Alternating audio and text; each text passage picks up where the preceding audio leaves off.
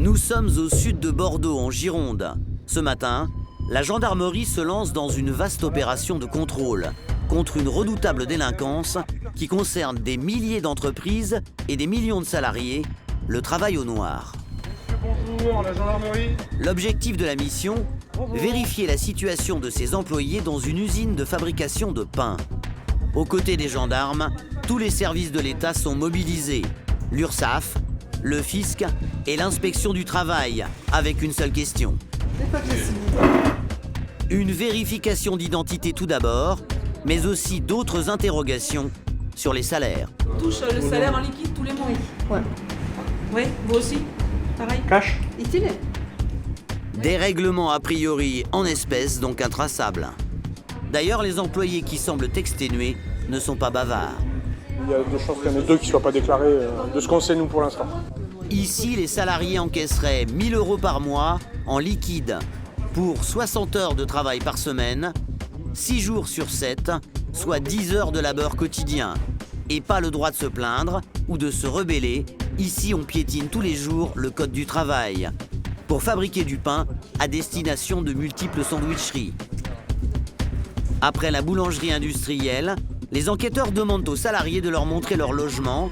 Ils se trouvent à une dizaine de mètres de l'entrée principale de la société qui les emploie. c'est l'employeur qui vous le loue? Patron? Pour une rentabilité maximale de l'entreprise, ces quelques mètres carrés seraient loués par le patron 100 € par mois. Dans cette chambre exiguë, une installation électrique hors la loi. C'est de l'exploitation. Donc, Clairement. c'est n'importe quoi. Donc, il faut qu'il y ait un point d'eau, il faut qu'il y ait des conditions décentes.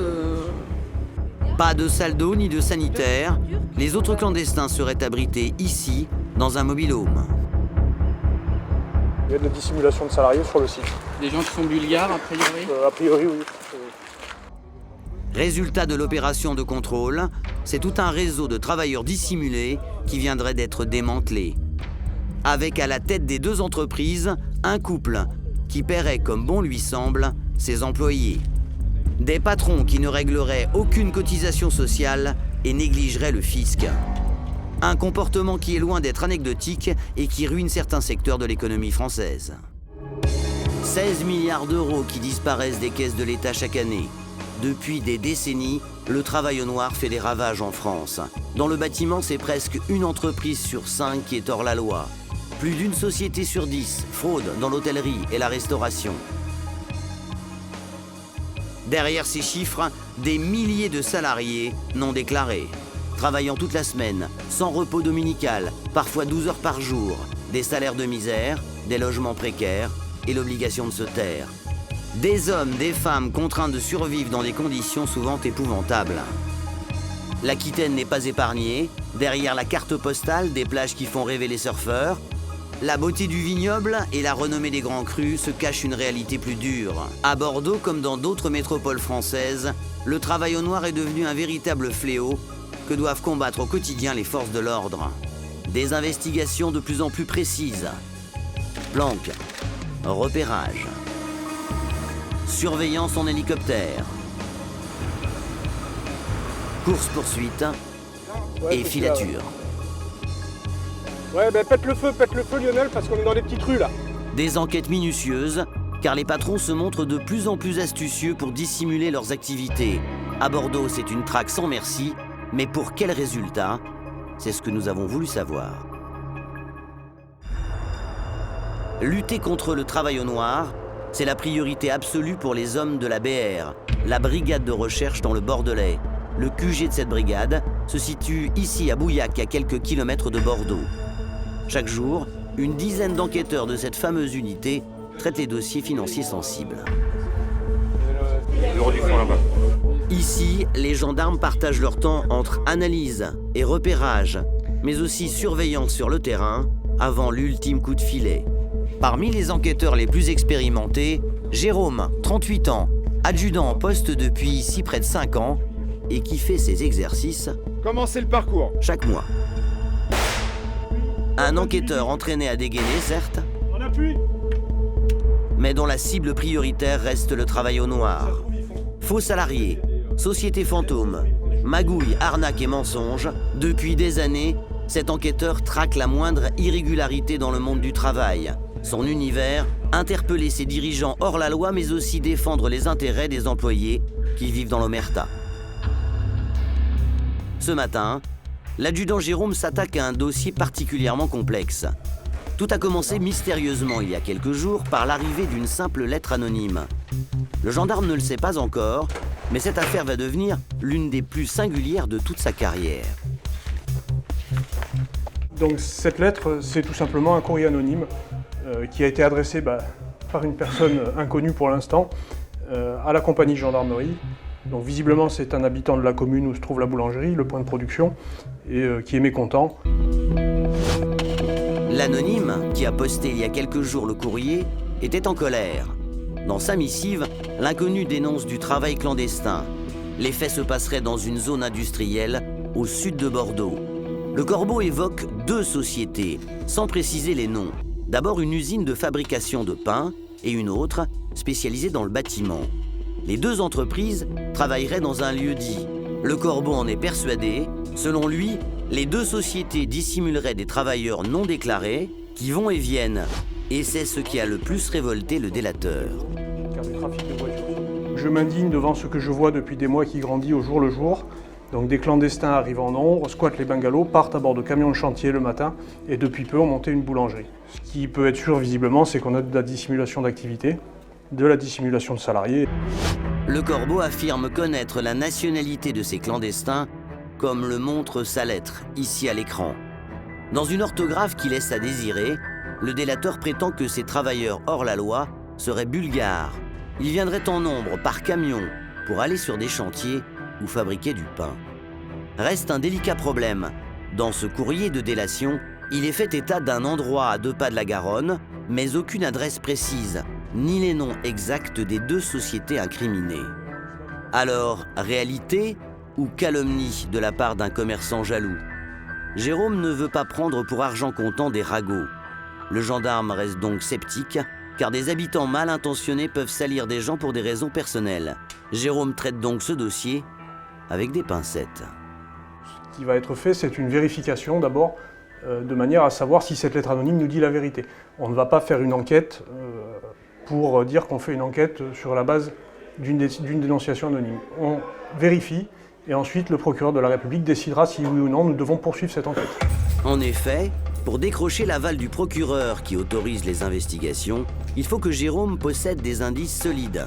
Le gendarme l'ignore, mais il y aurait dans les écrits du Corbeau une certaine part de vérité. Thierry, je pars faire une vérification à suite à un courrier anonyme. Pour ne pas se faire repérer près de la Garonne, là où selon le Corbeau se trouveraient des travailleurs non déclarés bulgares, le gendarme a sa technique. Il va utiliser cette petite voiture grise discrète. Direction, la zone d'activité décrite dans la lettre. Jérôme a une vague idée de l'endroit. Il sait donc parfaitement qu'il a des chances de se faire démasquer.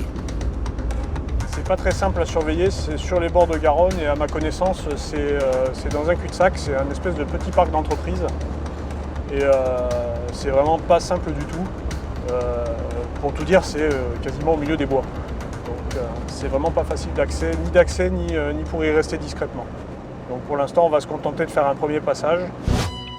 Voici ce qui attend Jérôme, selon le dénonciateur. Une route qui mène à un cul-de-sac, dans une petite zone industrielle, avec au fond de l'impasse, à 2 pas de la Garonne, les 2 sociétés, à en croire le Corbeau, une spécialisée dans le BTP, l'autre fabriquerait du pain. Et voici ce que le gendarme a entrevu. Comme la voiture de Jérôme, nous nous engageons dans l'impasse, sans faire une halte sous peine d'être repérés.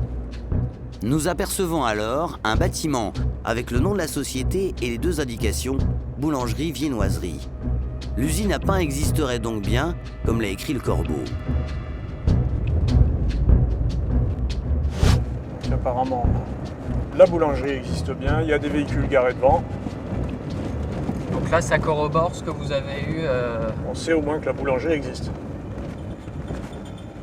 Donc, le but, ça va être de se mettre un petit peu plus loin. On va attendre pour voir ce qui se passe.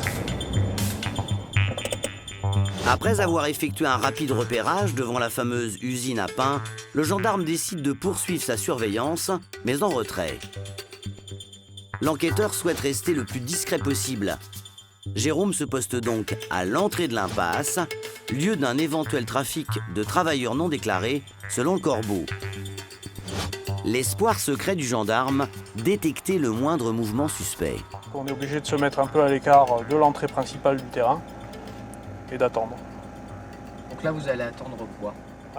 De savoir si quelqu'un rentre ou pas, sort, s'il y a un fourgon de livraison par exemple, un fourgon ou un camion de maçonnerie comme c'est dit dans la lettre, des camions avec des maçons. Bon, c'est peut-être pas trop l'heure de la débauche pour l'instant, mais bon, on sait jamais avec un peu de chance. Voilà, donc on va y passer un petit moment. Mais au bout de quelques heures de planque, l'enquêteur doit se rendre à l'évidence. Il n'y a pas de défilé ininterrompu de travailleurs bulgares, comme annoncé dans la lettre anonyme. Conclusion, le délateur a peut-être menti. Ah, ben on va pas s'avérer vaincu tout de suite quand même. On va insister un peu. S'il faut, on viendra 2 ou 3 fois. On changera d'heure, on viendra un peu plus tôt le matin, un peu plus tard le soir. Voilà, il faut essayer. Jérôme est-il venu à la mauvaise heure? Trop tôt pour le dire, il s'interroge sur la crédibilité des écrits anonymes. Pourtant, le gendarme va le découvrir. Le Corbeau semble remarquablement bien renseigné, notamment sur la patronne, une femme bien mystérieuse. Comme Jérôme est du genre persévérant, de retour à la BR, l'enquêteur s'empresse d'identifier les 2 sociétés susceptibles de faire du travail au noir, selon le Corbeau. Pour cela, il utilise un site internet qui répertorie toutes les entreprises existantes. Comme le gendarme n'a aucune idée de l'adresse des 2 entreprises, il va taper le lieu-dit où devraient se trouver les 2 sociétés. Donc on part de cette lettre anonyme et on va vérifier sur le site. Donc c'est une première approche et on va essayer d'identifier les sociétés dont il est fait l'objet ici, dont on nous parle. Problème, dans ce lieu-dit, il existe une multitude de sociétés dans le bâtiment, donc impossible de retrouver celle dénoncée par le Corbeau. En revanche, dans cette impasse, il n'y a qu'une seule fabrique de pain. Une sacrée bonne piste. Une boulangerie. Donc ça pourrait être quelque chose. Voilà. Ça pourrait être quelque chose, oui, une boulangerie à la bonne adresse. Donc on n'est pas trop mal. La fameuse usine à pain dénoncée par le Corbeau est donc identifiée, et sa propriétaire également. Il s'agit d'une femme, un nom à consonance bulgare. Détail troublant, elle gérerait non pas une, mais les 2 sociétés, celle qui fait du pain et celle qui s'est spécialisée dans le BTP. Donc on a Madame donc, qui est gérante à la fois d'une boulangerie et d'une entreprise de travaux publics. Donc ce qui peut coller, voilà, puisque là on nous parle à la fois des 2 choses, hein. Donc des camions de chantier et d'une boulangerie. Une femme, au nom à consonance bulgare à la tête des 2 entreprises. Une fois de plus, le Corbeau n'avait pas tort. Mais prudent, Jérôme poursuit son enquête sur cette patronne de PME qui prendrait beaucoup de liberté avec l'argent. C'est au tribunal de commerce de Bordeaux que Jérôme espère obtenir des réponses sur cette patronne à la double casquette. Responsable d'une société de BTP et d'une entreprise qui fabrique du pain. Femme de paille ou dame de fer, Jérôme l'ignore. Pour le moment, le gendarme n'a qu'un seul but, récupérer un document clé, le cabis, en quelque sorte la carte d'identité de l'entreprise, et c'est ici, au 2e étage de cet immeuble, qu'il va l'obtenir. 20 minutes plus tard, Jérôme ressort, très satisfait. On a l'extrait cabis et les statuts de la société, le statut complet et divers autres documents. L'entreprise existe et elle a une directrice, enfin une présidente. Mais quel genre de présidente est-elle? Jérôme espère pouvoir mieux cerner le profil de cette chef d'entreprise. Il va pouvoir mettre enfin un nom sur un visage grâce à sa pièce d'identité dont il a fait une photocopie. À la brigade de recherche, l'enquêteur se concentre sur ce document, un papier en règle, une femme d'affaires a priori irréprochable, une citoyenne au-dessus de tout soupçon. Voici enfin le visage de cette patronne, à la chevelure noire. Elle est bulgare comme le prouvent les caractères cyrilliques de sa pièce d'identité et le vrai tampon de la République de Bulgarie. Une mère de famille, trentenaire, mariée. Mais comment gère-t-elle les finances de ces sociétés? D'abord, Jérôme va s'apercevoir d'un point extrêmement troublant. Les sociétés qu'elle dirige ne rapporteraient pratiquement pas d'argent. Et ce n'est pas le gendarme qui va découvrir cette bizarrerie comptable, mais les 2 inspecteurs des impôts qu'il a convoqués. Ça va Jérôme? Ça va? Salut Jérôme. Alors, Pas chaud ça. fraîchement, hein? Le gendarme espère avec ces 2 spécialistes de la fraude savoir si oui ou non la comptabilité des sociétés est irréprochable.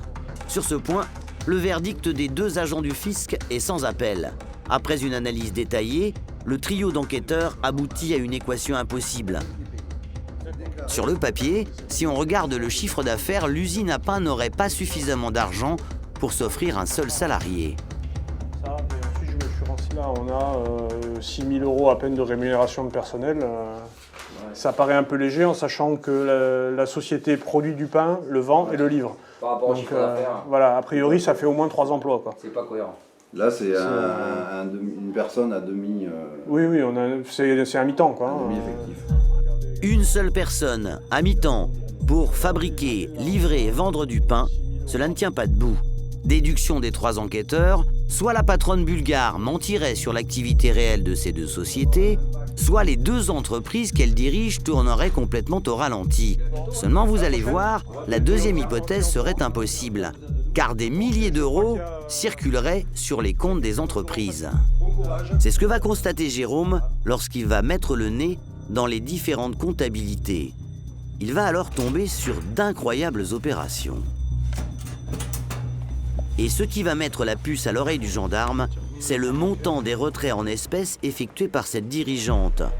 Alors qu'officiellement la patronne n'aurait pas un sou pour payer un salaire, par mois, plusieurs dizaines de milliers d'euros sortiraient des caisses. Donc en mai on a 19 000 €, en juin on a 27 000 €, en juillet on a 30 000 € d'espèces retirées, en août on a 16 000 et après les sommes sont nettement moins importantes parce qu'il y a beaucoup moins de rentrées d'argent également sur septembre, octobre et novembre. Donc pour retirer de l'argent il en faut. Donc, voilà. Mais en gros on a 96 000 € de retrait d'espèces, un peu plus de 90 000 € qui sortiraient sur une période de 7 mois. 90 000 € en cash, de l'argent de la main à la main, intraçable. Pour le gendarme, c'est un indice intéressant. Alors on peut supposer que c'est utilisé pour payer des gens qui ne sont pas déclarés, ou peut-être tout simplement pour se le mettre dans la poche, quoi.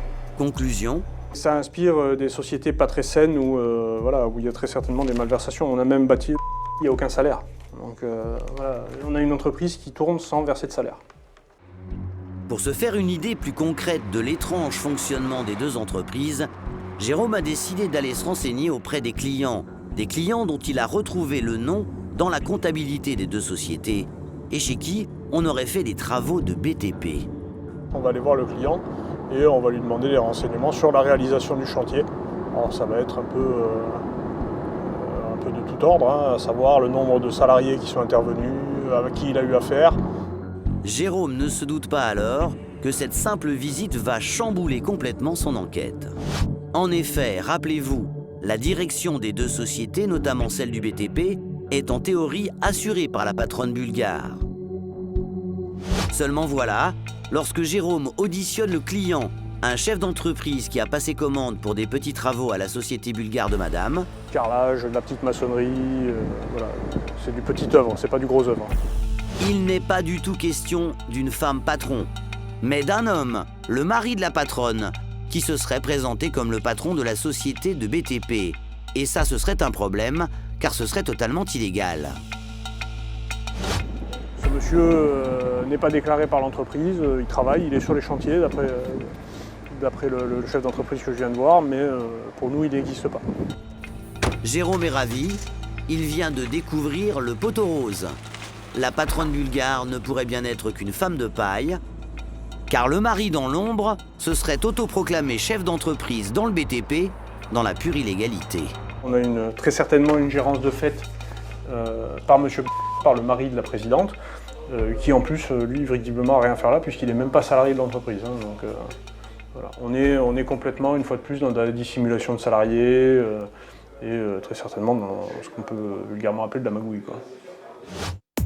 Le mari de la patronne, qui travaillerait sans être déclaré, une gérante femme de paille, sans oublier des dizaines de milliers d'euros retirés des caisses des sociétés. Jérôme estime qu'il a suffisamment d'éléments solides pour une opération coup de poing, comme relever l'identité des salariés sur les lieux de leur travail. Jérôme est optimiste, car au palais de justice, si on ne remet pas un seul instant en cause l'enquête du gendarme, la procureure, elle, souhaite muscler encore l'accusation, traduction, obtenir encore plus d'éléments à charge indiscutables. Vous pensez qu'il y a quoi dans comme type d'infraction? J'ai des fortes sorties d'espèces. Sur la période, 90 000 € d'espèces qui sortent. Ça ressemble légèrement à du blanchiment. Comme Là, par votre contre, histoire, voilà. ouais. Blanchir de l'argent, autrement dit réinjecter l'argent illégal provenant du travail au noir dans le circuit économique légal. Sur ce point, la magistrate et le gendarme sont d'accord. Reste la poursuite de l'enquête. La procureure exige des preuves solides. Il faut donc de nouvelles surveillances. Quand même falloir arriver à moi, il va falloir quand même que vous planquiez un peu et que vous fassiez non. une vraie surveillance pour savoir qui sort, qui travaille où, à quelle heure, qui sort, qui va où et qui fait quoi. On a un gros problème. On est visible comme le nez au milieu de la figure. C'est au milieu de nulle part. Les recommandations de la magistrate sont claires. Même s'il risque de se faire démasquer, Jérôme doit aller au plus près vérifier l'activité des deux sociétés. Deux entreprises qui, selon le Corbeau, connaîtraient un va-et-vient de travailleurs au noir. Et sur ce point, le gendarme ne va pas être déçu. Au revoir, à bientôt. Être invisible. C'est le défi que s'est fixé ce matin Jérôme. Mais aujourd'hui, vous allez le voir, la chance va sourire à l'enquêteur. Comme souhaité par la procureure, il va enfin pouvoir se rapprocher pour la première fois au plus près des deux entreprises et récupérer des informations précieuses qui accréditeraient la thèse développée par le Corbeau depuis le début. Du travail au noir au cœur des deux sociétés. On va aller faire un tour du côté de la boulangerie et on va mettre en place un véhicule de surveillance longue durée. L'idée, c'est comme d'habitude, c'est de ramasser de l'info, de l'amasser et après de l'exploiter pour en tirer quelque chose. Contrairement à la première planque, le gendarme a bien l'intention d'aller planquer devant les deux entreprises de très près grâce à un véhicule particulier. C'est le fameux sous-marin. Le sous-marin, un utilitaire passe-partout pour se fondre dans le paysage. Avec caméra, appareil photo et micro. Tout est prévu pour y patienter, même en plein hiver. C'est un petit poste de travail en fait, un petit poste de surveillance avec un petit chauffage à gaz du genre qu'on trouve dans les camping-cars par exemple. Il y a une chaise, parce que c'est quand même beaucoup plus pratique. Et les vitres dont on ne se sert pas, on les occulte avec du film. Le but c'est d'être invisible, donc pas de bruit, pas de téléphone, ou tout du moins pas de téléphone qui sonne. Si on est deux, on ne parle pas. Et, ça peut être long, ça peut être très long. Mais l'adjudant n'a pas peur de perdre son temps, surtout si cette surveillance peut booster son enquête.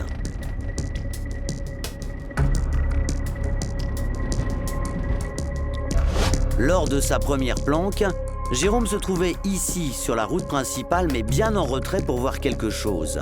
Avec son sous-marin, il va pouvoir s'installer dans l'impasse, en toute discrétion, idéal, une surveillance presque parfaite.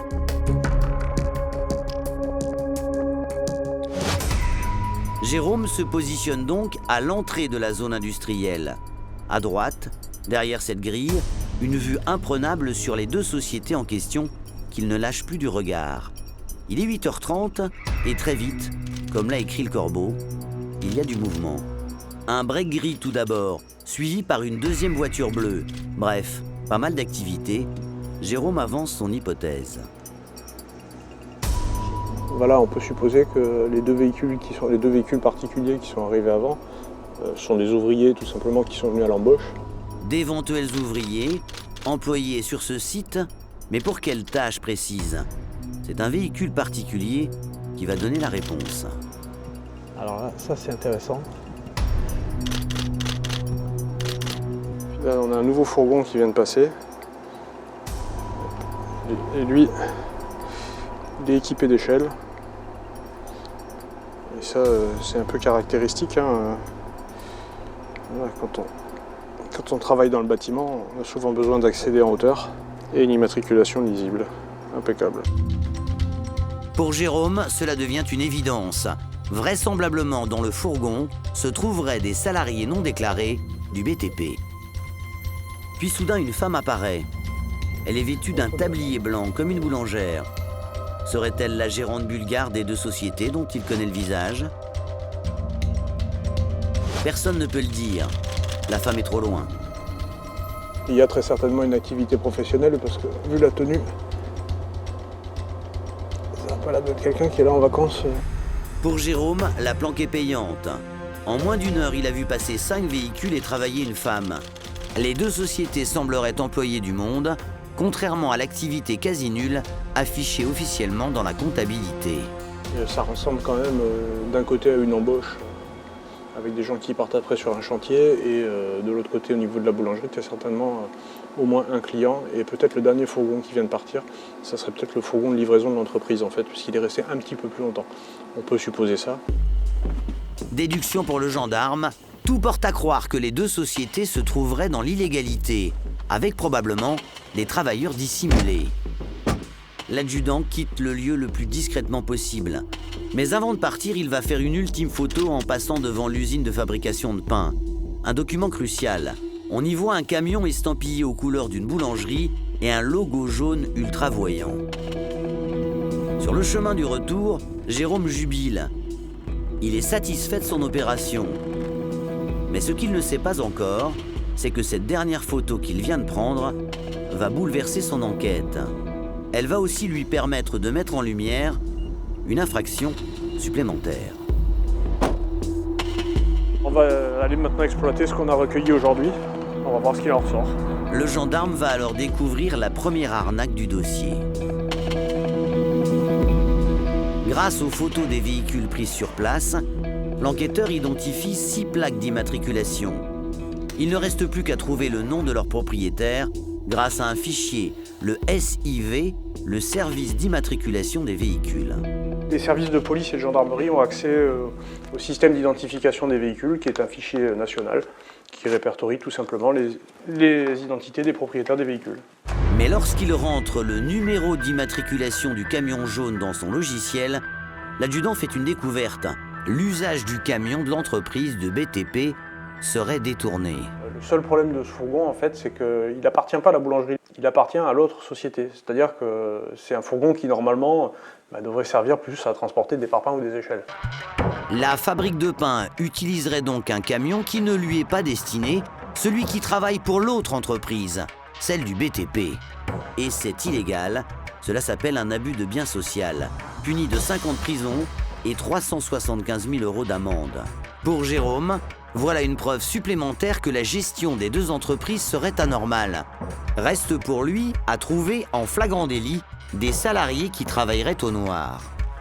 Mais comment faire? Alors que le gendarme s'interroge, un étrange informateur surgi de nulle part va lui livrer d'autres lieux où il pourrait dénicher des travailleurs au noir. Dans quelques minutes, du jamais vu pour Jérôme, un étrange commerce virtuel. C'est une entreprise fantôme. La traque improbable des travailleurs clandestins. C'est la première fois que ça m'arrive, ça. C'est incroyable. La fabrique de pain utiliserait donc un camion qui ne lui est pas destiné, celui qui travaille pour l'autre entreprise, celle du BTP. Et c'est illégal, cela s'appelle un abus de bien social, puni de 5 ans de prison et 375 000 € d'amende.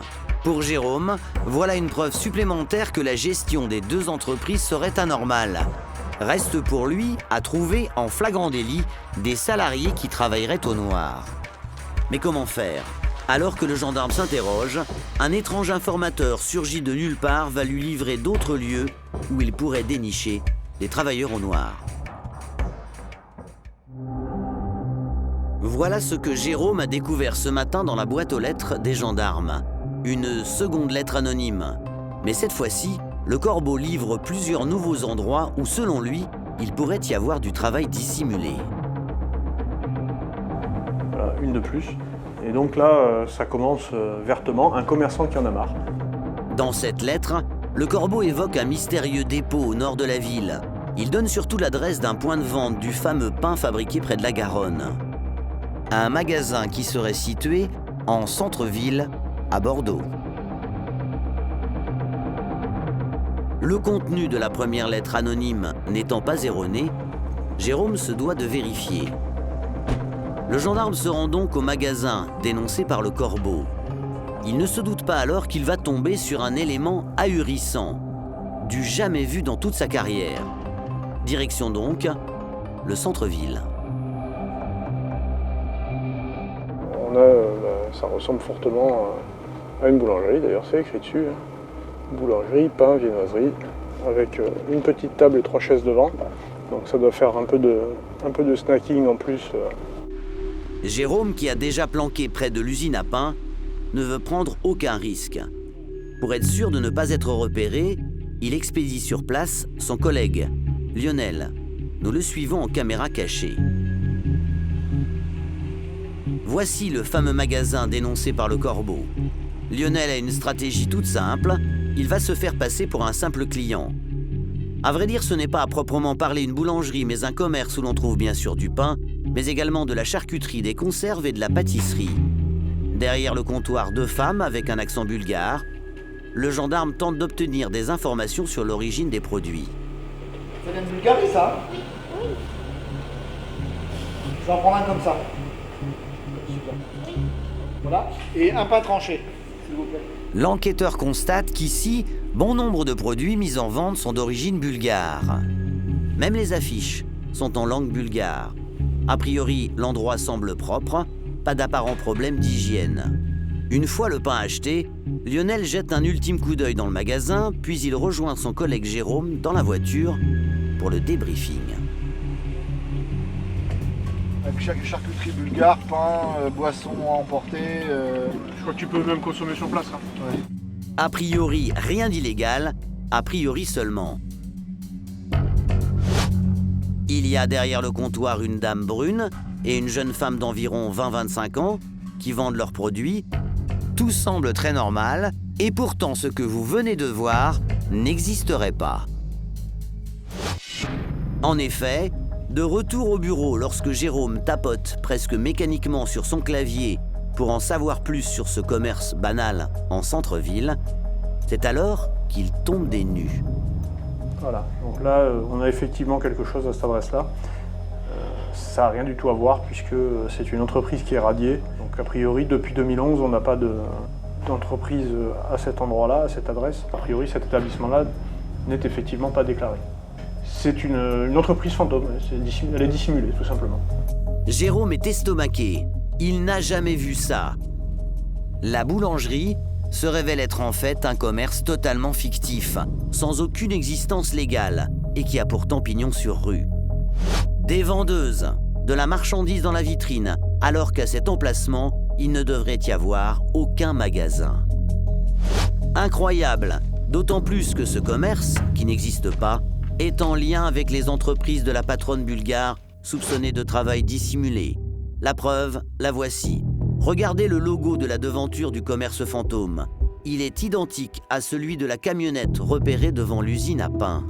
Quant à l'enseigne du magasin, c'est le même nom que celui de l'usine à pain appartenant à la patronne bulgare. Jérôme se trouverait devant un réseau structuré, avec au moins une fabrique de pain et un point de vente. Le magasin fantôme serait-il au centre de tout? Pour Jérôme, ce commerce virtuel où rien ne serait déclaré devient une véritable obsession. Il faut planquer jour et nuit devant cet établissement pour savoir ce qui s'y passe. La gérante bulgare vient-elle dans ce magasin? À quelle heure? Et pour faire quoi? Les gendarmes décident d'aller dans le centre-ville et de se poster devant le commerce.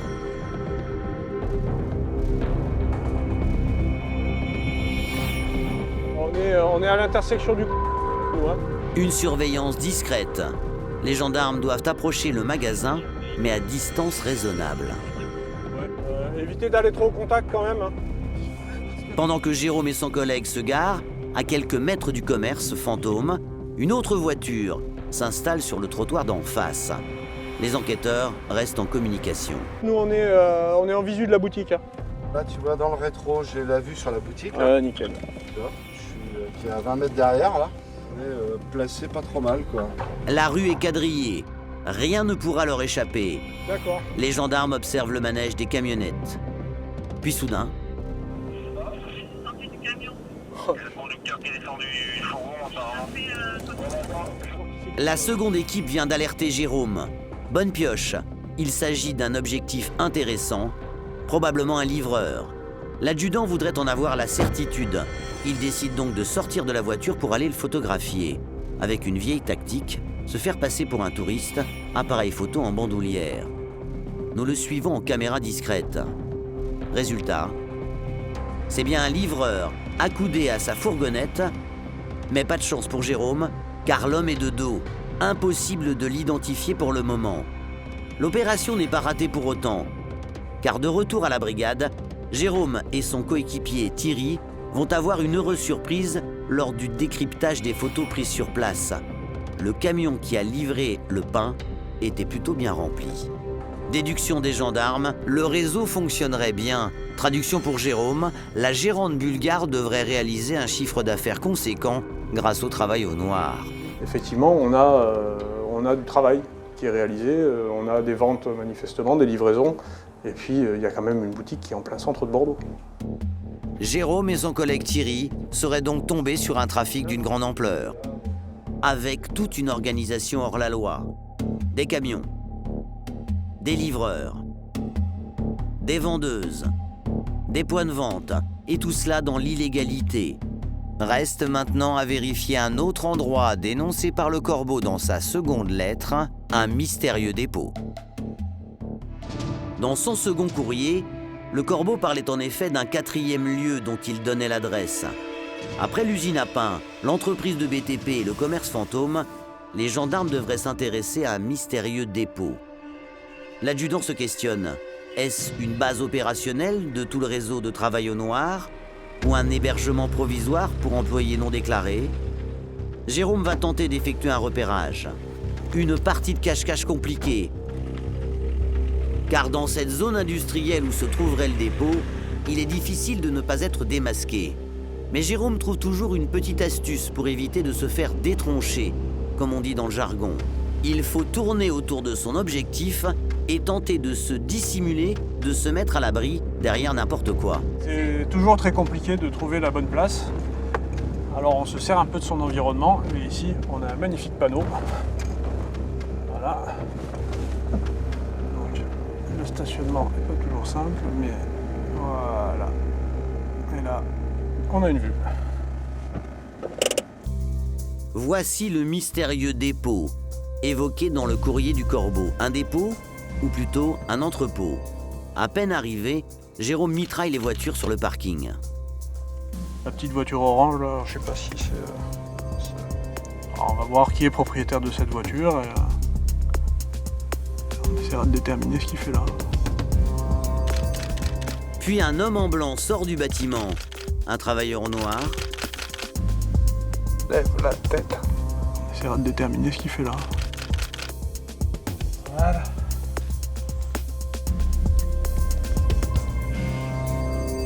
Alors selon le courrier, il y aurait quoi dans ces box? Peut-être un point de dépôt pour du pain, peut-être un point de départ pour l'entreprise de bâtiment. Alors, sachant que voilà, on est dans une zone industrielle, donc des fourgons qui vont et qui viennent, ça ne choque personne. Et c'est même plutôt normal. Soudain, devant l'entrepôt, un homme s'arrête et fixe avec insistance la voiture du gendarme. Jérôme a-t-il été démasqué? Peut-être. Il faut d'urgence quitter les lieux, lever la surveillance. À la brigade, Jérôme va décrypter dans le détail tous les clichés des voitures prises sur le parking du fameux entrepôt. Et il va s'attarder particulièrement sur l'un des véhicules dont il a photographié la plaque d'immatriculation. Un Fiat Ducato. Bingo! Le gendarme a déniché un véhicule appartenant à l'entreprise. Donc on a un Fiat Ducato. Celui-là, on sait qu'il appartient à l'entreprise de BTP, on sait qu'il y a une activité professionnelle.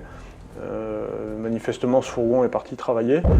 Pour Jérôme, cette fourgonnette devient une véritable obsession, car elle appartient officiellement à une des 2 sociétés bulgares. Elle pourrait donc transporter clandestinement des ouvriers vers des chantiers. Il suffirait de la suivre pour peut-être constater du travail au noir en flagrant délit. Mais comment faire pour pister cette voiture? Impossible de revenir au dépôt, trop risqué. Jérôme alors envisage de poursuivre depuis le ciel. Quand on est dans l'hélicoptère, on est en haut. Les gens qui sont en bas ne savent pas obligatoirement ce qu'on regarde. Il est 14h30, à la base militaire à 2 pas de l'aéroport de Bordeaux. Jérôme s'entretient avec son pilote. On va tourner là en même temps. Vu que Voilà, et on finit la barbe. Et on finit par le dernier point. Ou alors ici, on finit... Le choix. Le plan de vol est fait, il ne reste plus qu'à préparer l'appareil. Le décollage est imminent. Jérôme a un secret espoir, pister depuis l'hélicoptère le véhicule de l'entreprise qui pourrait le conduire à un chantier de travail au noir. Mais avant de se diriger vers le mystérieux entrepôt, il a une petite réclamation à faire. Survoler la zone industrielle, là où toute son enquête a débuté.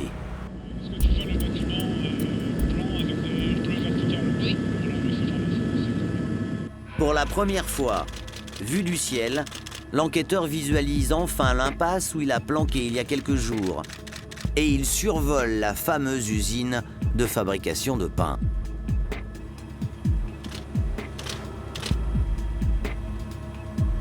Après avoir survolé l'impasse, le gendarme se concentre sur son nouvel objectif, l'entrepôt, à la périphérie de la ville.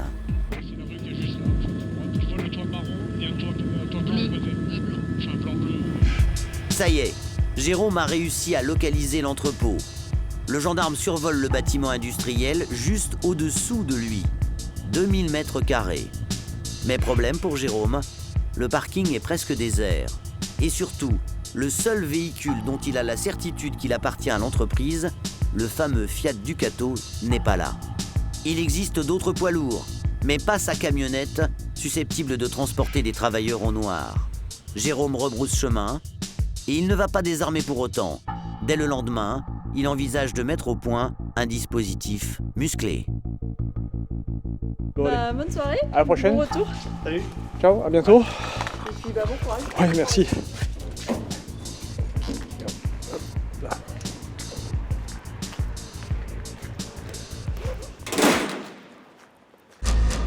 Le lendemain matin, à la brigade, toutes les équipes sont sur le pont. Autour de l'adjudant, 4 enquêteurs, 3 hommes et une femme, toute une équipe pour partir en filature sur un seul objectif.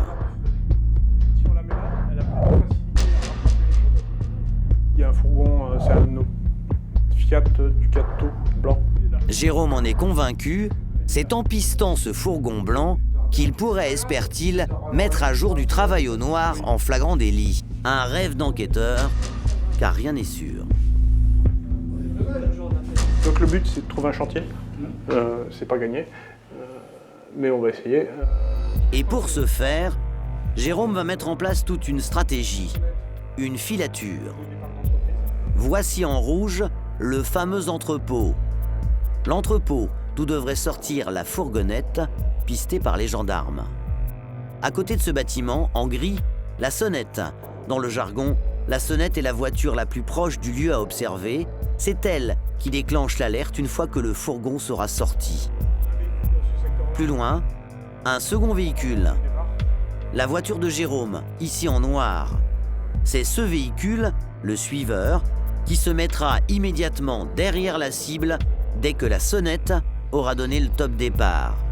Reste un troisième véhicule, un utilitaire blanc, chargé de suivre les 2 autres équipages. Les 3 véhicules seront très rapprochés pour pister le fourgon blanc, car en centre-ville, le risque d'embouteillage est à prendre en compte. Situation en ville, donc il ne faut pas partir déjà avec un dispo trop lâche. Sinon, on est tranquille. Là, on va faire 200 mètres et on est de la revue. Être de la revue, une expression militaire du 19e siècle. Les soldats étaient privés de permission pour aller défiler. Du coup, ils étaient mécontents. Il est 8h30. Le départ est imminent. Les équipes sont fin prêtes. Bruno et Sophie prendront la voiture grise, la sonnette, celle qui sera le plus proche de l'entrepôt. Jérôme et son collègue Thierry seront à bord d'une voiture noire. Ils joueront les suiveurs. Enfin, Lionel, dans son utilitaire blanc, fermera la marche. Direction l'entrepôt, au nord de Bordeaux. Jérôme et son collègue vont se mettre en planque près d'un rond-point. Ils devraient voir passer le fameux fourgon devant eux. Jérôme appelle alors la sonnette, la voiture chargée de donner l'alerte. Ouais, Bruno, tu me reçois? Ouais, reçu. Nous, on est au niveau de chez la petite zone industrielle. La zone est quadrillée. Les 3 voitures sont bien en place. Commence alors une attente interminable. Mais Jérôme n'a pas peur de patienter car le dispositif lui semble parfait. Tout le monde est en place. Les moyens radio sont en place aussi, du moins téléphone. On est en conférence, donc c'est bon, on est prêt à travailler. Maintenant, il faut qu'ils sortent. Voilà. Tous n'attendent qu'une seule chose, la sortie du fourgon blanc qui devrait emprunter ce chemin. Les yeux rivés sur la route, les gendarmes guettent le moindre mouvement. Non, c'est pas celui-là. Mauvaise pioche. Mais quelques minutes plus tard, Thierry est alerté par la sonnette. Il devrait voir apparaître la cible dans une seconde. Je vois le Ducato. Ouais, c'est celui-là. Ouais. Démarrage sur les chapeaux de roue. L'objectif est repéré, c'est bien le camion qu'ils attendaient. Code d'unité 59-803. Ouais, Lionel, ça roule direction centre-ville. Puis brusquement, changement de programme. Ah non, ça tourne direction chez Pierre Taille. Il faudrait... Sophie Bruno, vous m'entendez? Sophie Bruno, vous pétez le feu, faut nous reprendre derrière là. Ouais, ben pète le feu Lionel, parce qu'on est dans les petites rues là. Donc direction Pierre Taille. Jérôme demande à ses collègues de la sonnette de griller le feu et de le remplacer. Ouais. En effet, si sa voiture noire reste trop longtemps derrière la fourgonnette, il risque de se faire démasquer. C'est maintenant au tour de la sonnette, la voiture grise, de se rapprocher de la cible. C'est vous qui prenez maintenant. La sonnette suit le camion, mais imprévu, le camion blanc tourne à droite. Donc il prend le pont. La fourgonnette a tourné. Elle file à vive allure sur le pont. La cible s'éloigne. Mais heureusement pour les gendarmes, la sonnette, la voiture grise, ne l'a pas lâchée. Jérôme et son collègue Lionel vont devoir accélérer pour rattraper leur retard. Ils roulent à tombeau ouvert, une course-poursuite haletante, sans être sûr de retrouver l'objectif. Mais après quelques minutes, ils raccrochent, enfin. Ouais, on est juste derrière vous. Ouais, on est même un peu près. Là. Ah, on est juste derrière vous là. Donc là, votre intuition, c'est qu'il part sur le point de vente. Sur le point de vente, ça, certainement. Effectivement, Jérôme a raison. La camionnette se gare sur le parking d'un centre commercial. Jérôme et son collègue restent en retrait pour éviter de se faire repérer. Ils vont se placer sur le trottoir d'en face. Et soudain, les hommes sortent de leur véhicule. Et là, sous les yeux des gendarmes, les occupants de la fourgonnette vont livrer du pain dans un centre commercial. Une transaction exceptionnelle, une véritable avancée pour l'enquête. Pour la première fois, Jérôme vient peut-être d'identifier du travail au noir en flagrant délit. Ça va repartir. Ça va repartir là. Ça bouge. Il revient vers nous là, Lionel. Pour l'instant, il est au rond-point, il va prendre à gauche. La filature continue dans les rues de Bordeaux. Les 3 voitures des gendarmes restent sur les traces du camion. Arrivé en centre-ville, coup du sort, la cible tombe en panne. Voilà, a priori, petit imprévu, la target est en panne. Donc là, c'est la première fois que ça m'arrive, ça. C'est incroyable. L'adjudant va alors profiter de cette occasion étonnante pour s'approcher à pied des 2 hommes. Appareil photo autour du cou, il va même tenter de les photographier. 2 hommes, en jean et doudoune. Ils ont une 50aine d'années. Visiblement, ils attendent qu'on vienne les dépanner. De retour auprès de ses collègues, Jérôme semble ravi.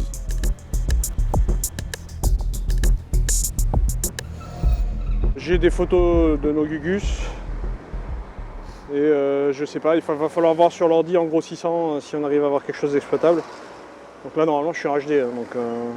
Mais Jérôme ne compte pas s'arrêter là. Pour récupérer l'identité des 2 individus, il va avoir une idée surprenante. Ils contactent la police pour leur demander d'effectuer un contrôle d'identité inopiné. Vous avez réussi ou pas? Oui. Ah, nickel. Ils sont deux. Ouais. Les policiers ont réussi à contrôler l'identité des deux individus. Un élément décisif pour l'enquête. Malgré de nombreuses péripéties, cette filature se révèle payante. Taille réelle, d'IMO, ça passera jamais. Rien de plus naturel que de se faire contrôler en ville par des policiers. Donc voilà, je suis allé les voir, ils m'ont demandé ce qui se passait. Voilà. Et donc on a récupéré les identités du coup du conducteur et du passager. Et encore merci. Pour Jérôme, le résultat est presque parfait, même si au départ, la filature n'était pas prévue pour ça. Donc voilà, c'est très très intéressant. Après, c'est pas ce qu'on voulait à l'origine, puisque nous on aurait aimé un chantier de travaux publics ou de bâtiment, mais on va déjà se contenter de ça. Et pour le chantier, c'est partie remise. C'est partie remise. Pas de chantier du BTP au noir, mais des livraisons de pain qui seraient illégales. La prise serait donc plutôt bonne. De retour à la gendarmerie, Jérôme exploite toutes les informations, comme les visages des livreurs, pris en photo en pleine activité. On a formalisé des livraisons de pain par les deux individus qui étaient à bord du fourgon. Donc là, on a des photos Qui sont éloquentes. Qui sont éloquentes, hein. On voit ce monsieur qui débarque du fourgon, le fourgon n'est pas sur le cadre, et qui rentre dans une sandwicherie. Reste l'essentiel. Comme il a obtenu l'identité des deux hommes, le gendarme va vérifier si les deux salariés sont en règle avec l'entreprise de la patronne bulgare. Pour le premier, aucun souci. Il a un contrat de travail avec l'entreprise. Pour le second, en revanche... Le conducteur, lui, n'apparaît pas dans les bases des déclarations préalables à l'embauche. Donc manifestement, on est là devant un travail dissimulé par dissimulation de salariés. C'est un tournant dans l'enquête. Jérôme viendrait de mettre à jour le réseau en pleine activité. Dans un instant, une incroyable visite dans un entrepôt de 2000 m² avec un patron singulier qui ne veut pas répondre aux questions. Des conditions de travail indignes. Et des auditions surréalistes. Reste l'essentiel. Comme il a obtenu l'identité des deux hommes, le gendarme va vérifier si les deux salariés sont en règle avec l'entreprise de la patronne bulgare. Pour le premier, aucun souci. Il a un contrat de travail avec l'entreprise. Pour le second, en revanche... Le conducteur, lui, n'apparaît pas dans les bases des déclarations préalables à l'embauche. Donc manifestement, on est là devant un travail dissimulé par dissimulation de salariés. C'est un tournant dans l'enquête. Jérôme viendrait de mettre à jour le réseau en pleine activité. Voici le moment tant attendu pour le gendarme. L'ultime réunion avant l'opération. Ici, il ne s'agit pas de préparer un coup de filet ou une perquisition classique, mais d'une opération de contrôle par le comité antifraude qui comprend les impôts, l'inspection du travail et l'URSSAF. Les services de l'État vont donc contrôler, puis rédiger un rapport qui sera ensuite transmis à la justice et à la préfecture qui trancheront. On va évoquer le dossier, chacun va un peu s'exprimer sur le dossier et on va préparer l'intervention de mercredi matin. Jérôme présente les objectifs. Tout d'abord, la boulangerie fantôme. Il faut au moins un boulanger, parce que pour faire du pain, c'est quand même beaucoup mieux. Deuxième cible, lors de l'opération, l'usine à pain, que Jérôme présente aux autres enquêteurs, et pour cela, il n'hésite pas à s'improviser dessinateur. Ah, ça fait ça. On a une grande cour, avec un portail ici. Je suis pas doué pour le dessin, faut pas vous moquer. Si le gendarme rentre dans le détail, c'est parce qu'il envisage que des travailleurs dormiraient sur place. Là, ici, on a ce qui peut ressembler à un logement. C'est véridique, hein. C'est un genre de chalet camping, habitation légère. Voilà. Et là, on se pose la question de savoir si c'est pas du logement. C'est possible que ce soit les employés soient logés là. Reste enfin le troisième point, l'entrepôt. Ici, on a un grossiste italien, là, un boucher de gros, et l'entrée se fait par une toute petite porte qui est juste après le boucher de gros. Pour tous, une mission essentielle, vérifier l'identité des salariés et retrouver un document comptable crucial, le registre du personnel. Je pense très honnêtement qu'au niveau registre unique du personnel, on n'en trouvera pas. Donc ça risque d'aller vite. Voilà, il va être chez le comptable comme d'habitude.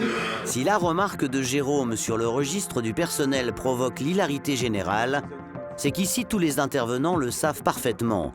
En général, chez les patrons qui travaillent au noir, comme par enchantement, ce document, qui doit toujours se trouver dans les locaux de l'entreprise, est introuvable. Alors cette fois-ci, Jérôme va-t-il avoir plus de chance? Mercredi matin, à l'aube, les services de l'État sont sur le pied de guerre, prêts à passer à la loupe l'ensemble de la comptabilité des deux entreprises bulgares. Si la dirigeante est présente, elle sera convoquée. Jérôme a donc fait appel à une interprète, au cas où. Non, mais après, s'ils veulent quelque chose de particulier, tu le traduis. On va essayer de confirmer ce qu'on a constaté. Et, voilà. Donc oui, c'est un moment clé, on va dire. On fait point par point, on n'a pas trop le choix. Il y a juste, nous, on a juste des équipes en civil qui vont aller sur les trucs contrôlés après. Mais, C'est très bien. Même si personne n'ose évoquer ce délicat sujet face caméra, l'enjeu d'une telle opération est risqué. Car bien souvent, comme vous allez le découvrir, les patrons pris en faute cherchent surtout à gagner du temps et à régulariser, après la visite des gendarmes, leur situation illégale grâce à la complicité d'un comptable. Autre défi pour les enquêteurs, vérifier sur place si leurs investigations tiennent la route. c'est la phase qui finalise une enquête et qui permet de vérifier si les investigations ont été judicieuses et qui va permettre d'amener les réponses que l'enquêteur est à même de se poser, quoi. Pour démarrer leur opération, l'équipe de Jérôme a choisi d'abord de s'attaquer à l'entrepôt. Toute la partie, voilà l'entrepôt. C'est ça, cet entrepôt avec les Voilà, il y a la bagnole. 4 pieds de chargement. boucherie. Le véhicule est là. Jusqu'ici, malgré leur surveillance, les enquêteurs n'ont aucune idée de ce qu'ils vont trouver derrière les murs de ce bâtiment impressionnant. Ils ignorent également qu'ils vont avoir affaire dans une minute à un personnage truculent, un homme qui dit tout et l'inverse de tout. C'est lui, le mari de la patronne. Un homme qui, en théorie, n'est rien dans la société. Dans un premier temps, l'équipe de Jérôme est stupéfaite par l'immensité du lieu. L'entreprise veut visiblement s'agrandir. Visiblement, c'est en travaux et on a des chambres froides au fond. Bon, ça, c'est ce que j'avais eu comme renseignement. Rapidement, les enquêteurs découvrent l'endroit. Un lieu de stockage pour la marchandise en provenance de l'étranger sur 2000 mètres carrés. C'est apparemment du produit d'import russe ou bulgare ou turc, je sais pas. À la grande surprise de Jérôme, le mari de la patronne lui fait faire le tour du propriétaire. Non, mais ici, on va faire l'activité boulangerie. Et là, c'est quoi? C'est des frigos que vous avez montés? Là, on monte le frigo, c'est dans le travaux, là. D'accord. Petit à petit, voilà quoi, on avance. Mais ça, on va faire du frigo, on va congeler du pain. Mais Jérôme n'est pas venu faire une visite de courtoisie. Le gendarme exige de voir immédiatement certaines pièces comptables obligatoires, comme le registre du personnel. Et là, sans grande surprise, l'enquêteur entend une réponse qu'il connaît par cœur. Mais si vous voulez, comme on a fait la déclaration oui. pour l'ouvrier, moi, j'ai aucun papier pour eux, si vous voulez. Je vais voir avec le comptable. Vous avez remis une déclaration d'embauche à vos salariés? Moi, j'ai... Où est-ce que vous avez les déclarations des salariés, là? Le dossier, vous avez un dossier URSSAF, monsieur? Normalement. Oui. Voilà, est-ce que vous pouvez nous le présenter, s'il vous plaît? Le mari de la patronne farfouille dans ses dossiers. Il tente de se justifier. Donc vos salariés, vous les avez déclarés? Oui. Où sont les récépissés de déclaration, s'il vous plaît? Je n'ai pas ici. D'accord. Et votre registre unique du personnel? J'ai aucune... Là où vous mettez les noms des salariés, c'est où? Eh bien, il faut que j'appelle et je vous l'emmène. D'accord, donc il n'y en a pas? Je n'ai pas. Est-ce que vous avez un planning de travail pour vos salariés? Des contrats Oui. C'est où? C'est Comme prévu, le mari de la patronne dégaine sa réponse prévisible. Tout serait chez son comptable. Jérôme, lui, n'a pas envie de rire, et les autres enquêteurs non plus. Vous n'avez pas de feuille de décompte horaire, ni de planning de travail.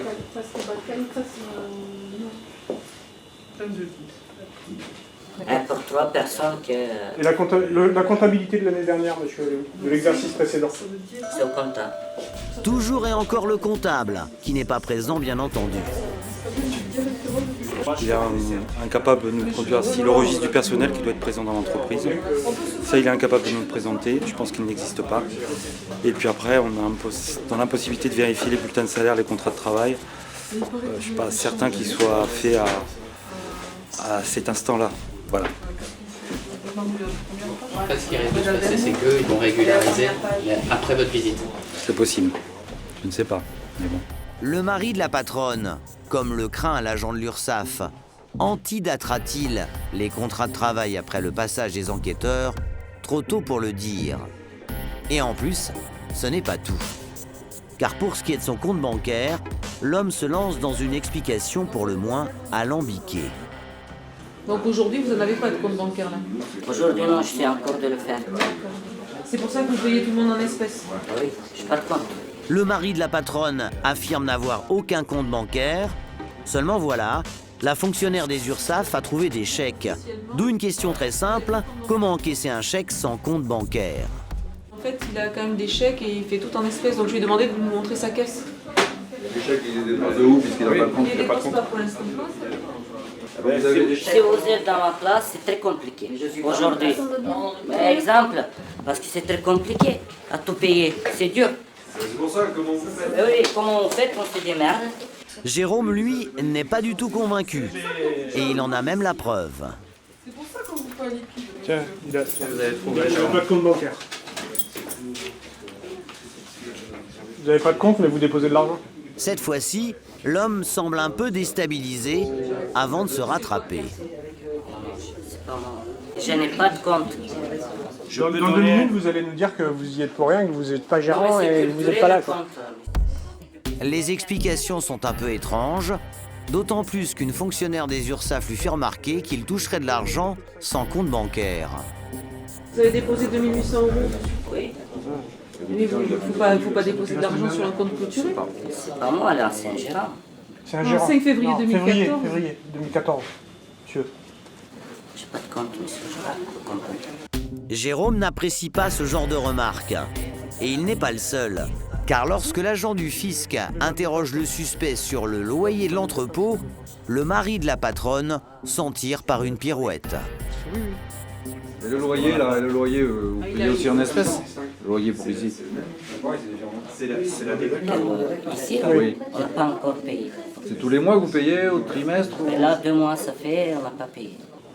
S'il vous plaît, monsieur. Pardon. Ouvrir la caisse, simplement, et nous tirer la bande du mois de janvier, s'il vous plaît. Jérôme persiste malgré tout. Il exige des pièces comptables qui pourraient sortir de l'ordinateur de la société. Mais là encore, peine perdue. Soit c'est l'informatique qui n'arrive pas à fournir les réponses souhaitées par les enquêteurs, soit c'est le logiciel qui ne fonctionne pas très bien. Bref, l'homme n'aurait aucun document chiffré crédible à donner. Les gendarmes ne désespèrent pas pour autant. Ils voudraient questionner précisément le mari de la patronne sur un point particulier, la réalité de son emploi au sein de la société du BTP. Et là, l'interrogatoire va tourner à la mascarade. Oui. Vous pouvez m'expliquer ce que c'est? Une fois de plus, l'homme hésite. Visiblement, le mari de la patronne n'a aucune idée de l'avancée de l'enquête des gendarmes. Jérôme aurait pourtant la preuve que l'homme a déjà travaillé au noir pour cette société bulgare de BTP dans laquelle il n'aurait aucun poste. Il aurait même touché de l'argent pour cet emploi fictif. Mais aujourd'hui, l'homme nie. Vous, c'est pas vous, quoi. Moi, je suis pas là. Vous êtes sûr? Vous êtes sûr? Je peux aller vérifier? J'ai nulle part. Je peux aller vérifier? Oui. Ouais? Chiche. Ouais. Vous avez de l'aplomb, monsieur. C'est bien. Jérôme peut se permettre de sourire car il a encore en mémoire les paroles du chef d'entreprise chez qui le mari de la patronne est allé faire des travaux au noir. Rappelez-vous de ce qu'avait constaté Jérôme. Ce monsieur n'est pas déclaré par l'entreprise, il travaille, il est sur les chantiers d'après le chef d'entreprise que je viens de voir, mais pour nous il n'existe pas. Jérôme tient donc à mettre les choses au clair. Donc, et c'est très bien que c'était vous aussi qui gériez. Moi, je gère pas. Les clients, ils parlent que de monsieur. Quel client? Dites-moi, hein. Ouais, non, mais on en reparlera. Confronté à son propre mensonge, l'homme ne peut s'empêcher de sourire avec les enquêteurs, avant de finalement faire son mea culpa. Ils ont été entendus, hein, finalement. Il y a un problème. Il y a un problème. Il finit aussi par reconnaître qu'il participe à... Qui donne des coups de main, voilà. Au début, il ne connaissait même pas du tout, hein, donc c'est déjà une bonne progression. Reste maintenant la boulangerie fantôme. Direction Bordeaux.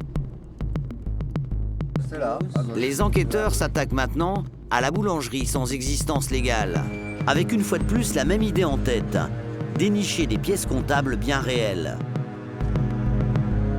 Théoriquement, mercredi matin à 7 h, tous les commerces sont ouverts. Pourtant, les coéquipiers de Jérôme vont se trouver confrontés à un problème. La porte de la boulangerie est close.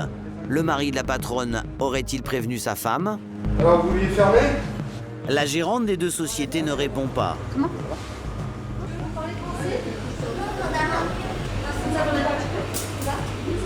n'y a que vous qui travaillez là?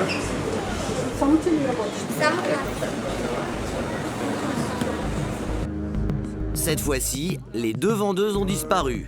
Les agents de l'État traquent la comptabilité et ils tombent alors sur un bilan d'activité étonnant. Là, on tombe sur un jour, le 11 mars 2013, où on a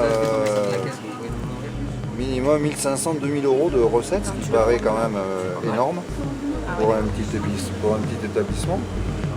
2000 euros jour, soit un chiffre d'affaires de 60 000 euros par mois, 700 000 euros par an. Bref, des ventes conséquentes de pain ou de conserve. Pour les enquêteurs, reste une priorité, dénicher des preuves que les salariés seraient bien payés en cash.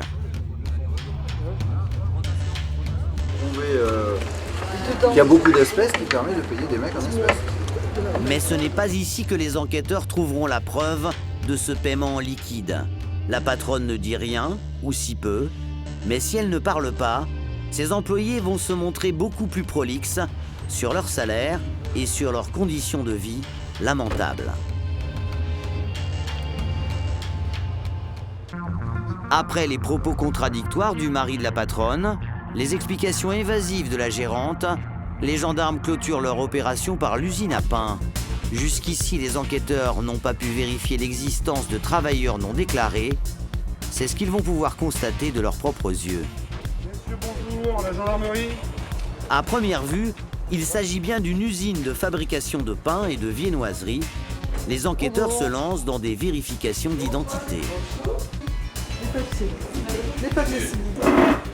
Et la manière dont sont versés les salaires. On touche le salaire en liquide tous les mois. Ouais. Ouais, vous aussi? Pareil. Cash? Est-il?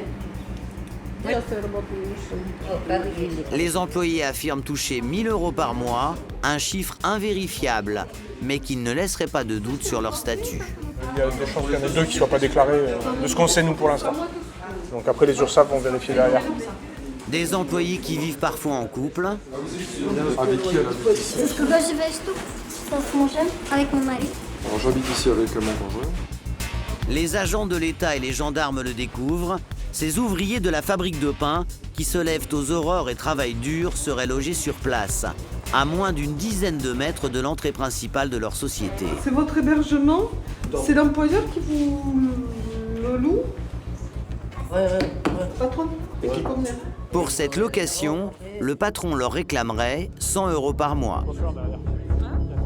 Pour quelques mètres carrés, un matelas par terre, des fils électriques mis à nu sans protection.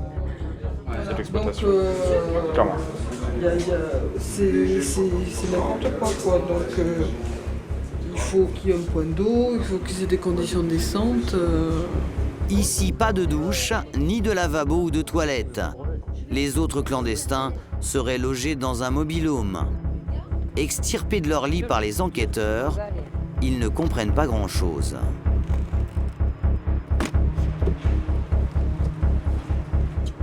a de la dissimulation de salariés sur le site. Des gens qui sont bulgares, a priori A priori, oui. Alors que Jérôme est en pleine opération, tout à coup surgit un camion jaune inconnu. Les deux gendarmes aimeraient bien savoir de qui il s'agit. Monsieur, bonjour. Bonjour. La gendarmerie de Bordeaux, c'est du travail légal. Vous travaillez pour la société? Oui. Vous livrez du pain. C'est un salarié. Vous livrez du pain. Vous avez les papiers du véhicule, je vous prie, et votre pièce d'identité. Pour Jérôme, cette arrivée inopinée est une bonne nouvelle. C'est un livreur, vous n'aviez pas identifié? Apparemment une tournée de livraison qu'on ne connaissait pas. Le nouveau livreur, encadré par les gendarmes, rejoint donc les autres. On verra dans un instant s'il est en règle ou pas. Alors que les gendarmes font un point sur l'opération, ils assistent à une scène improbable. Les travailleurs non déclarés se remettent au travail. Devant les enquêteurs éberlués, tout le monde reprend sa tâche quotidienne, comme si de rien n'était. Si les enquêteurs ne les arrêtent pas immédiatement dans leur activité, c'est que pour le moment, il ne s'agit que d'une opération de contrôle. Les sanctions contre les employeurs viendront plus tard. Dans la pièce voisine, les gendarmes, eux, sont aux anges. Ils viennent de mettre la main sur le carnet de livraison, plutôt bien garni.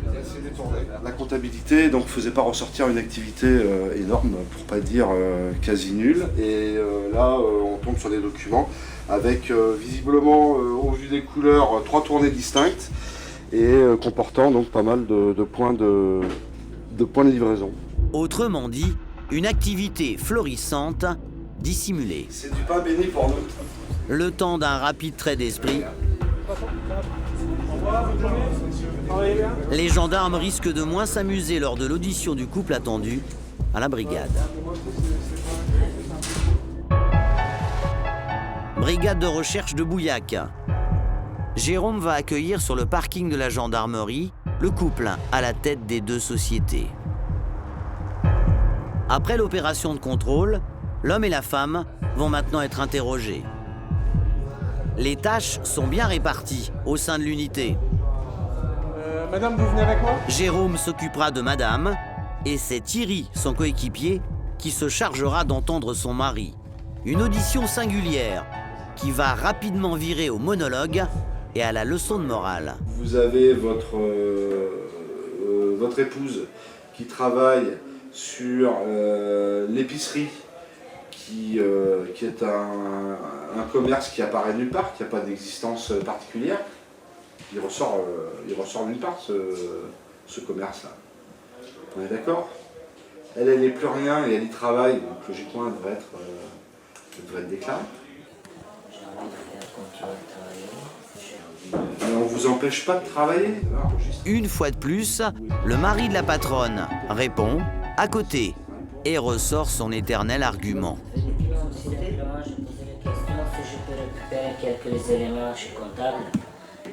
Mais vous inquiétez pas, le comptable il va avoir notre visite, hein. Je ne vous cache pas. Parce que nous, les éléments, vous n'êtes pas en mesure de nous les donner. Donc nous, vous vous doutez bien qu'on va les demander à votre comptable. Bah oui, c'est logique. Comptable ou pas, Thierry aimerait surtout que l'homme s'explique sur les conditions de vie a priori déplorables des salariés. Donc on a constaté ce matin qu'il travaillait, d'accord, dans la boulangerie, qui a sa chambre à côté, qui est hébergé là sur place, et il est hébergé dans des conditions qui sont limite indignes, dans le sens où il n'a pas accès à un cabinet de toilette à proximité, il n'a pas les moyens de se laver, il n'y a même pas ne serait-ce qu'un robinet, qu'un lavabo. Tout ça. Il y a une chose là. Il y a une toilette, il y a tout ce qu'il faut. Où ça? Oui, mais pas. Mais dans l'autre côté, vous n'avez pas vu. Le mari de la patronne remet en cause la fouille des gendarmes. D'après lui, tout est aux normes, mais pas de chance, car Thierry a vérifié. Il n'y avait pas de sanitaire. Les sanitaires qui se trouvent. C'est dans le couloir. Oui, mais vous avez vu dans quel état c'est? Tout est démonté. Il y a des amas. Alors on peut y aller si vous voulez, j'ai regardé ce matin. Vous avez des monticules d'objets divers qui sont amassés dans ce qui était le cabinet de toilette. Et le lavabo, il est démonté, il est posé sur le reste. Bon, je suis désolé, c'est pas. J'appelle plus ça un sanitaire, quoi. L'audition du mari est terminée. reste celle de son épouse. Un interrogatoire là aussi surréaliste, surtout lorsqu'elle n'arrive pas à donner le montant de son chiffre d'affaires annuel. Dis-lui quand un chef d'entreprise, n'importe lequel chef d'entreprise, quand je l'entends, si je lui demande son chiffre d'affaires d'une année, par cœur. Moi, je ne sais pas. C'est le comptable qui s'en occupe. Une patronne qui ne connaît rien aux recettes de sa propre société, ce n'est pas possible pour Jérôme. Très improbable aussi, les réponses fournies par cette gérante sur les deux vendeuses. Les deux vendeuses, souvenez-vous, qui travaillaient dans le commerce fantôme. Le 24 janvier, 2 femmes se trouvent derrière la caisse. Une jeune femme âgée de 22 à 25 ans parlant un peu le français. Et une femme plus âgée. Les amis, ce n'est pas des vendeuses. C'est fini. Le couple de Bulgares peut rentrer chez lui pour le moment. On peut appeler ça une gérante de paille, ça c'est, enfin à mon avis. On voit bien que derrière c'est monsieur, alors ça c'est mon sentiment à moi, mais c'est monsieur très certainement qui gère depuis des années les deux entreprises. Jérôme doit maintenant finaliser son enquête.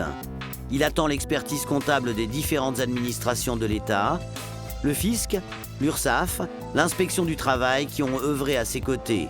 Le gendarme va aussi réentendre le couple qui reviendra avec ses pièces comptables. Au final, ce sera à la justice de trancher. Il est possible qu'elle renvoie le couple devant un tribunal correctionnel avec une amende à la clé calculée par la justice et les autres services de l'État. C'est compliqué, mais je pense que tout bien redressé, tout bien comptabilisé, on peut dépasser les 100 000 €, tout compris. Donc amende plus redressement des URSSAF et des impôts. Pour ce qui est des locaux, ce sera au préfet de déterminer s'il ferme l'entrepôt, le magasin fantôme et l'usine à pain où logent les employés. En théorie, les travailleurs qui seraient employés au noir pourront demander réparation pour être remboursés de leurs heures de travail non payées par leur patron, en passant par les prud'hommes, une procédure assez rare. Pour Jérôme, cette enquête unique en son genre est terminée, mais pas sa lutte contre le travail clandestin qui gangrène l'économie française, à Bordeaux comme ailleurs.